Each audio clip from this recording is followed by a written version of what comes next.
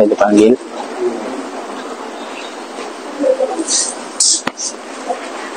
Cikgu panggil kita orang ni asal? Cikgu ada masalah dengan kita orang? Saya tak bermasalah. Awak yang bermasalah. Ni, tengok. Result kali ni, awak bertiga fail lagi. Cikgu nak tahu kenapa kita orang fail? Kita orang fail sebab cikgu yang failkan kita orang. Benda punya soalan. Susah kita ni. Mana ada awak untuk hormat saya sebagai cikgu? Saya yang mengajar awak, saya yang beri ilmu dekat awak. Hormat cikgu. Bapak aku baru tak hormat. Apa kejadahnya aku nak hormat kau? Cikgu ni, cikgu ni ya. Kamu nak tahu tak? Kamu ni murid yang paling tercorot dalam batch kamu tahu. Tahun ni nak SPM kan? Macam mana nak jawab SPM dengan perangai yang macam ni? Kamu bertiga sendiri tahu kan? Target GPS sekolah kita tahun ni 5.30. Cubalah ubah sikit perangai kamu. Untuk exam pertengahan tahun kali ni, kalau kamu bertiga fail lagi, saya akan ambil tindakan untuk rotan kamu bertiga. Saya tak main-main dia kali ni. Cikgu nak usik kita orang. Cikgu kena ingat, bapak aku ni lawyer. Bapak Majid pun lawyer. Cikgu kena ingat sekali cikgu sentuh kami, lokap diam 2 kata mari. Bila cikgu ni nanti kena goreng kan.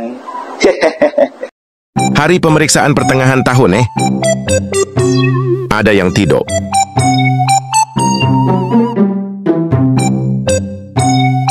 Ada juga yang tak tahu buat apa.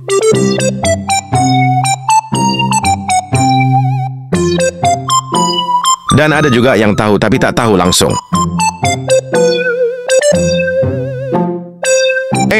Apa pula dah? Saya amat kecewa dengan result kamu semua. Macam biasa, kamu bertiga gagal lagi untuk exam kali ini.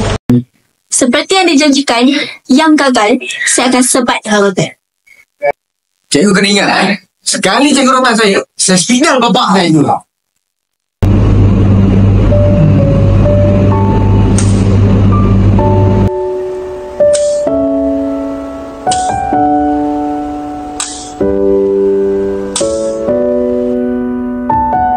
Cikgu nak usik kita orang. Cikgu kena ingat, bapak aku ni lawyer. Bapak Majid pun lawyer. Cikgu kena ingat sekali cikgu rotan saya spidal bapak saya. Bila cikgu ni nanti kena goreng kan. Tugas sebagai seorang guru bukan sahaja untuk mengajar, malah untuk mendidik. Kalau kamu ada masalah dalam pelajaran, itu jadi tanggungjawab saya untuk ambil tahu. Kalau kamu fail exam, itu juga jadi tanggungjawab saya untuk ambil tahu. Kamu gagal dalam exam bukan sebab cikgu gagalkan kamu, tapi saya yang gagal untuk mendidik kamu semua. Maafkan cikgu.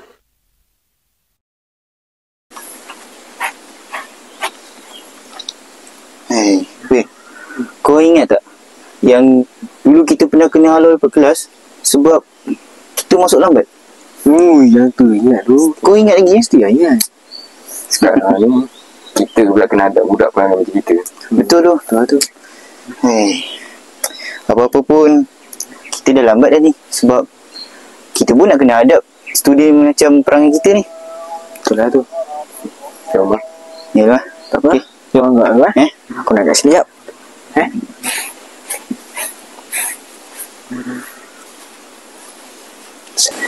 Assalamualaikum cikgu. Hari ni hari guru. Saya nak ucapkan selamat hari guru cikgu.